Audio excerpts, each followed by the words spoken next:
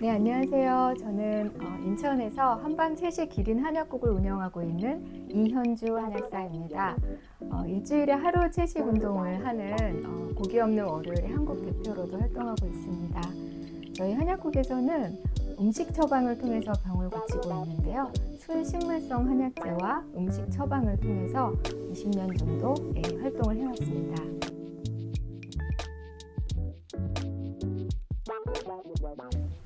여성분들 중에서 음식 먹을 때 내가 살찌지 않을까라는 걱정을 안 하는 분들이 몇이나 될까요? 저처럼 이제 비건이고 저는 살이 별로 없는 편인데 30년 동안 제 체중이 유지가 되고 있거든요. 근데 이런 사람도요, 음식을 먹을 때 혹시나 하는 걱정을 하게 됩니다. 그래서 많은 여성들이 음식에 대해서 그런 두려움을 갖고 있다고 그래요. 또 심지어는 공포심을 갖고 있기도 하죠. 그래서 극단적인 예로는 거식 증가 같은 게 있죠. 음식을 먹고 그 불안 때문에 다시 개어내고 또 이런 증상을 갖고 계신 분들도 제가 많이 봤습니다. 그런데 음식이라고 하는 게 사실은 내가 공포와 두려움의 대상이 아니라 정말 즐겁고 맛있게 정말 나를 건강하게 해줄 수 있는 대상이어야 되잖아요. 음식과 어떻게 관계를 맺을까 고민을 해보셔야 될 것 같아요. 나를 살찌게 하는 음식이 있고 또 살을 찌지만 건강하게 해주는 음식이 있고 살만 찌고 건강은 나쁘게 하는 음식이 있고 그런 여러 가지 종류의 그 음식들이 있는데 영양 밀도와 칼로리 밀도라는 개념으로 이걸 한번 설명을 해보려고 해요. 칼로리 밀도, 영양 밀도는 뭐냐면 어떤 음식이 얼마만큼의 영양을 갖고 있느냐의 그 척도가 되는데요. 칼로리는 약하면서, 칼로리는 착하면서 영양은 다량 영양소들, 그러니까 미량 영양소들을 골고루 갖고 있는 것들을 영양 밀도가 높다라고 얘기를 하고, 이런 영양 밀도가 높은 음식을 먹을수록 살은 찌지 않으면서 몸은 튼튼해진다라고 규정을 합니다. 반대로 칼로리 밀도가 높다 그러면 칼로리는 엄청 높아요. 먹으면 그냥 기운이 불끈 날 것처럼 에너지는 많이 주지만 사실은 영양이 없어요.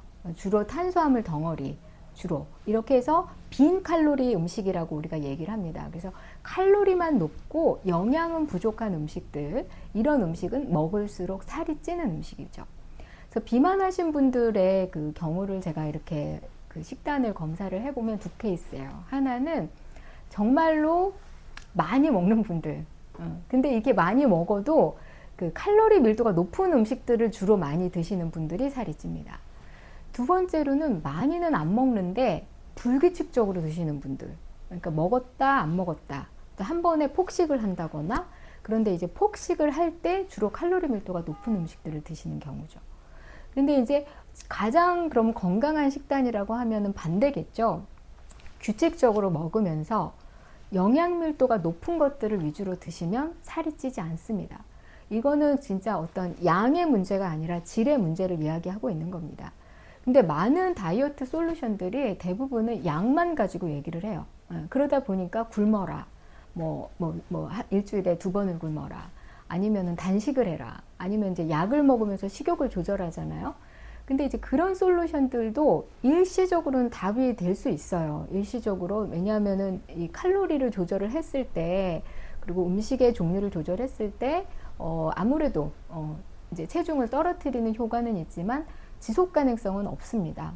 왜냐하면 우리 몸은 되게 그 지혜로워요. 그래서 영양이 부족한 음식이 들어오면 꼭 영양을 채우기 위한 어떤 보상 시스템이 발동을 합니다. 그래서 영양이 풍부하면서 내가 이런 보상 시스템, 즉 요요 현상이라고 하죠. 이런 것들이 그 이제 다시 부팅되지 않게 하려면 영양 밀도가 좋은 음식들 위주로 식단 계획을 짜셔야 됩니다.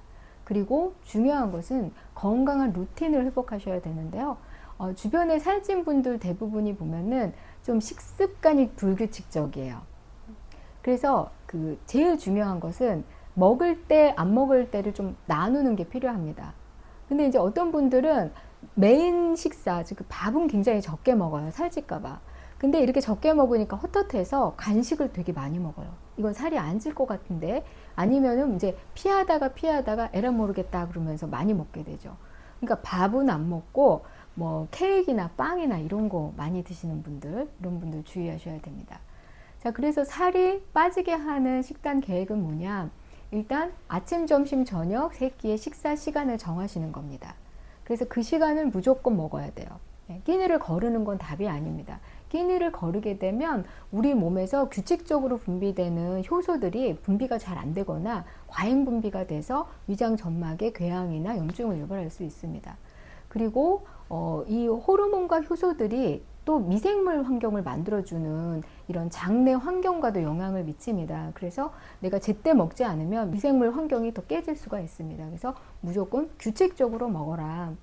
두 번째로는 영양 밀도가 높은 음식의 첫 번째는 바로 녹색 채소류입니다.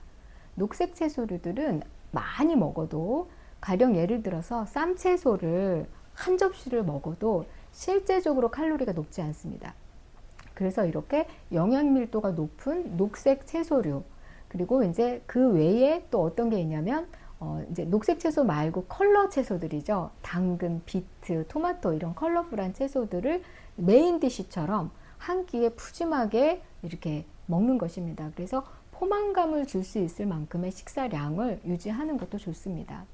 물론 이제 2배, 3배 드시면 안 되겠죠. 예. 그래서 메인 디시를 그렇게 해서 이렇게 한 끼에 50% 이상을 이런 녹색 채소류와 컬러풀한 채소류로 식사를 하는 것입니다.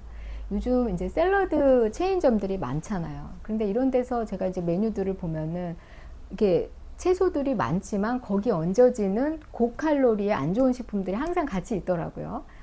닭이라든지 계란이라든지 치즈라든지, 그래서 착하다만 그런 식품들이, 메뉴들이 많아요. 그래서 그런 것들은 속지 마시고, 물론 이제 그거 안 드시는 것보다 이제 샐러드 드시는 게 낫다라고 볼 수도 있지만 사실 칼로리 계산을 해보면 그렇게 많이 다르지도 않습니다. 그래서 저는 추천드리는 게 비빔밥 같은 거예요. 이제 그 산채 비빔밥이나 나물 비빔밥, 또는 그냥 왜 일반 식당에서도 비빔밥에 야채 많이 들어가잖아요. 거기에다 이제 계란을 좀 빼시고 고추장을 좀 반 정도만 넣으셔서 이렇게 간이 너무 짜지 않게 드시는 거를 권해드립니다. 그 다음에 영양 밀도가 높은 식품 중에 하나가 이렇게 줄기채소나 이런 섬유질이 풍부한 채소들이에요. 고구마나 또는 감자와 같은. 근데 이제 감자는 또 전분성 채소이기 때문에 감자가 뜨거울 때 드시면은 또 살이 찔 수 있습니다. 그래서 감자는 식히게 되면은 이 영양 밀도가 좀 더 달라져요. 그래서 감자를 드시겠거든 차게 해서 드시는 게 좋고요. 고구마는 또 살이 찌지 않습니다. 그래서 식단을 구성하실 때 나에게 포만감은 주지만 살을 찌지 않게 해줄 수 있는 음식들을 메인으로 꾸준하게 드시는 겁니다. 그래서 저는 식단 계획을 짤 때 이런 분들에게는 삼시세끼를 규칙적으로 드실 것과 간식으로 드시는 음식을 바꾸라고 권해드립니다. 간식으로 주로 여러분들은 뭐를 드시나요? 간식으로 이렇게 이온 음료나 당분이 들어간 음료수 한 캔을 드시면 이게 메인 디쉬에서 먹는 것보다 훨씬 칼로리가 높을 수가 있습니다. 그래서 음료수를 바꾸시는 것도 되게 중요합니다.